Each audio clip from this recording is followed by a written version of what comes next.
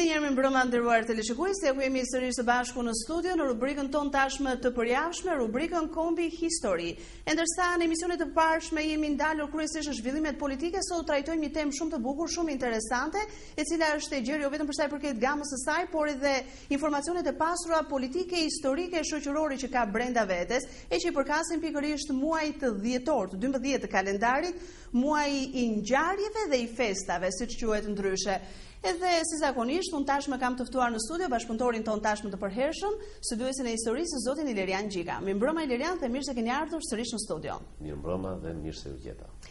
Ilerian, sot edhe tema, po ta nisim nga gjykimi i saj, është vërtet një temë interesante apo jo? Muaji dhjetor, muaji i ngjarjeve dhe i festave. Po i përshtatet dhe atmosferës së festave.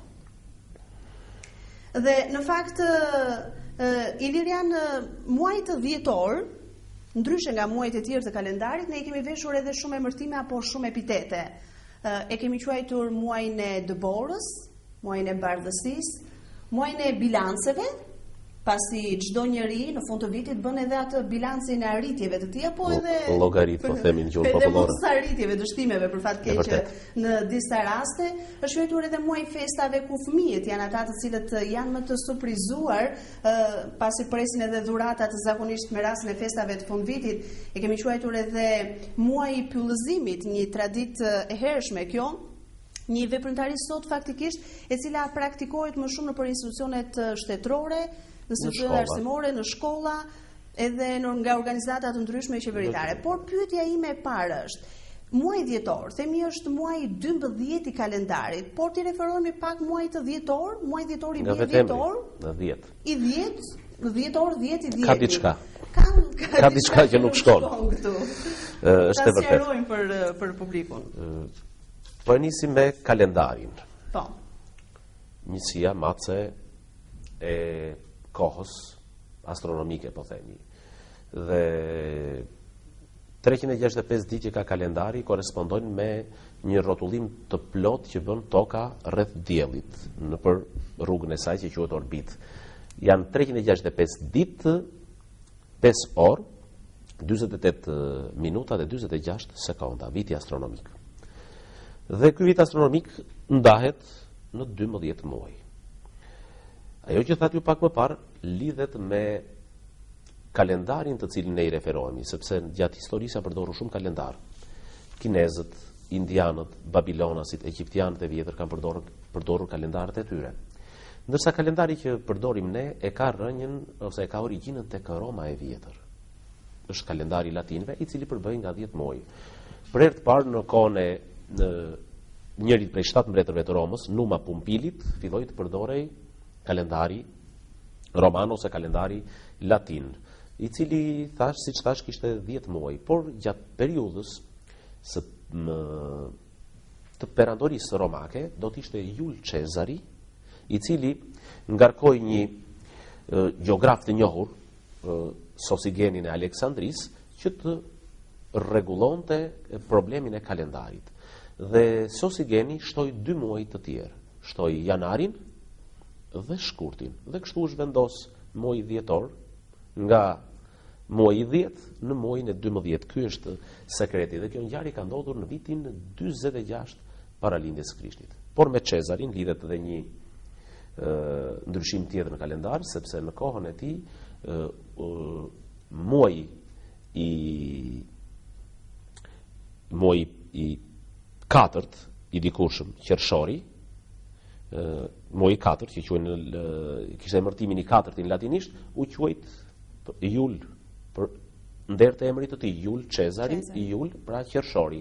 Ndërsa nipi i tij, Octavian Augusti, kur erdhi pas Cezarit, pas triumviratit të dytë të luftrave për pushtet, bëri një ndryshim tjetër.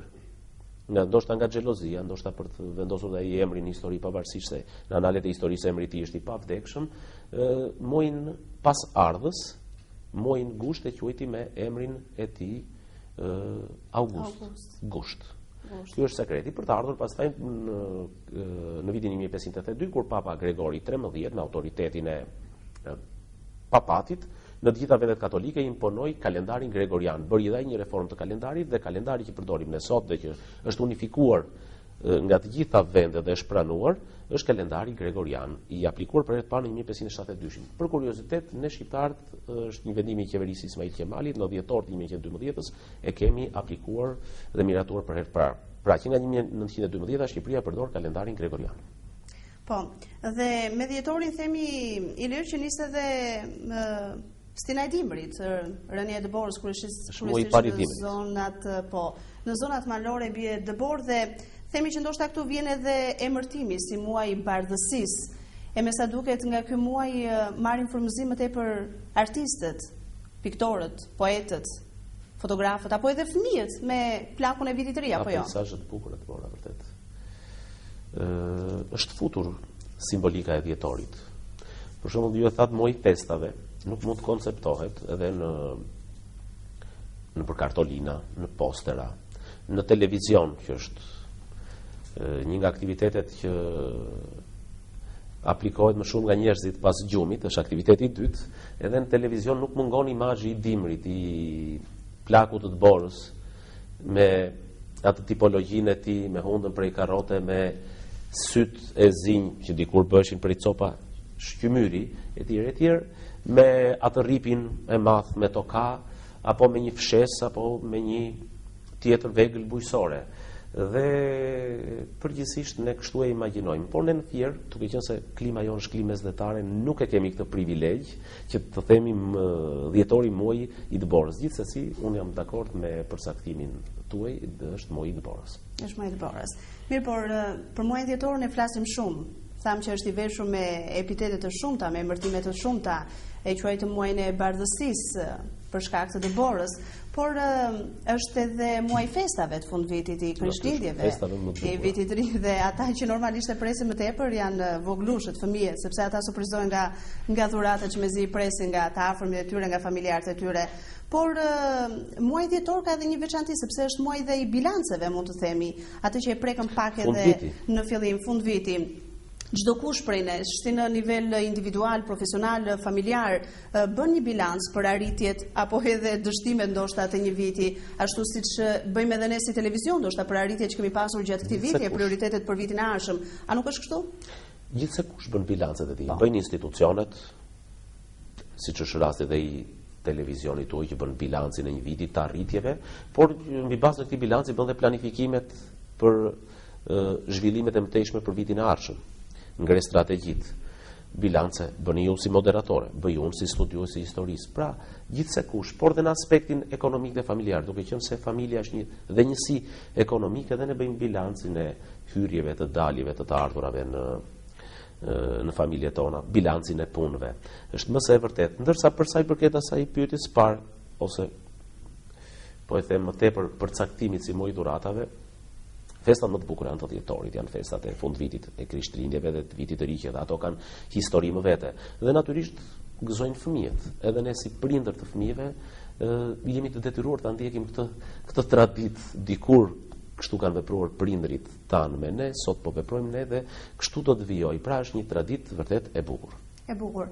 Unë doja të ndalesha pak në mënyrë më specifike, Ilir, tek ky plaku i vitit të ri që i quajmë ne, ose Santa Clausi, diçka rreth historisë dhe vërtetësisë të tij. Historia është mëse e vërtet, ka një bazë historike të vërtet. Pra, kjo temë sotmja nuk ka vetëm karakterin njohës, por ka dhe karakterin estetik, sepse atë Santa Clausin, që nuk është gjë tjetër veç se Shën Nikolla, një figurë e kishës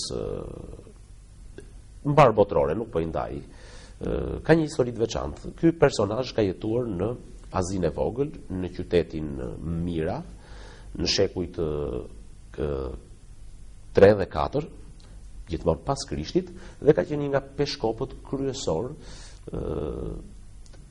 të asaj zone, po e konsiderojmë të pjesës lindore të perandorisë romake. Ka qenë një personazh që është dalluar për bamirësitë e jashtëzakonshme që bëheshin, që bënte dhe kryente, dhe persekutimin që i bën autoritetet romake. Biles si personazh ka marrë pjesë edhe në një nga koncilet kryesore të kishës Nikea në vitin 325. Por ajo që na intereson ne që t'ja përçojmë dhe teleshikuesit është legjenda ose historia që tregohet me Shën Nikollën dhe babain e 3 vajzave të varfra, i cili nuk ishte në momentin kur erdhi koha për t'i martuar, nuk ishte para që të përgatiste prikën. Dhe Shën Nikolla shkoi 3 herë dhe nga Uxhaku, nga dritarja, u hodhi nga një shport me flori. Kjo histori pastaj u shfrytëzua më vonë nga kisha perëndimore ose katolike, e cila e mistifikoi ose mitifikoi figurën e Shën Nikollës si figurën e plakut të vitit të ri. Dhe pastaj difuzioni kulturor, përhapja e elementeve një kulture nga një vend në një vend tjetër bëri që të vim tek Shën Nikolla i sotëm ose Santa Clausi. Do të ishin holandezët dhe anglezët, të cilët si emigrant në kontinentin e ri, në tokën e re, në Shtetet e Bashkuara të Amerikës, krijuan gjatë shekullit 19 imazhin e tij me veshjen e kuqe, me ripin me toka të madh, me çizmet, me mjekër dhe mustaqe të bardhë, me slitën me drerë që vjen në mënyrë të fshet natën e Krishtlindjeve të vitit të ri dhe sill dhurata për fëmijët. Por ka qenë industria ajo që e lidhi me atë që ne quajmë marketing. Në 1931 fushata e Coca-Colës bëri që imazhi i tij përhapet në të gjithë botën dhe ne kemi këtë Santa Claus, pra këtë Shën Nikollën në miniaturë. Okej, dhe thamë akoma më tepër që muaji dhjetor është edhe muaji i pyllëzimit, një veprimtari e cila sot zbatohet, mund të themi më tepër tek institucionet shtetërore, tek shkollat, mobilizohen për mbjelljen e filanëve të ndryshme dhe ne në media e kemi pasqyruar gjerësisht, a nuk është kështu? Përgjithsisht media është e para që dhjetorin e trajton si të tillë, sepse jo vetëm që futet tek puna e saj për të përçuar informacionin, por është më së vërtet. Unë nuk e di se kur ka lindur kjo traditë, ndoshta ne kemi trashëguar nga periudha e monizmit, ndoshta është veprimtari mbar botërore, por dikur konsideroi si muaj i pyllëzimit. Sot trajtohet si fillim i sezonit pyllëzimit që nis nga dhjetori dhe përfundon në mars. Megjithatë duhet të jetë dhe traditë shqiptare, sepse po citoj diçka. Perandori Bizantin Justiniani në shekullin e 6 në novelat e tij, në ligjet që ai nxori, theksonte që çdo në shteta si perandorisë bizantine do të mbillte kur martohej 2 rrënjë ulliri dhe Shqipëria, pra Arbëria e atëhershme, ishte pjesë e perandorisë bizantine, ndërsa Skënderbeu tek kanoni i Skënderbeut apo tek ligjet që nxorin shtetin e përqendruar të tij e modifikoi ose e kodifikoi ndryshe. Ai theksonte se nuk mund të lejoj djali i një familje të martojë nëse prindit nuk mbillnin 20 rrënjë ullinj. Pra ka një traditë shqiptare dhe ndoshta kjo traditë vijon deri në ditët tona dhe është vërtet një traditë e bukur, por edhe një traditë që ka një bazë ekonomike, sepse pyjet janë mushkëritë e jetës. Me këtë frazë po e mbyll edhe ligjëratën time për sot. Ilir, më mbetet gjë tjetër veç se të falenderoj për të gjitha këto informacione kaq të bukura, interesante që na solli këtu në studio. Ishte një temë vërtet shumë e bukur. Muaji dhjetor, muaji i ngjarjeve dhe i festave, kemi diskutuar informacione të shkurtra, por të larmishme, të pasura, historike, kulturore, shoqërore.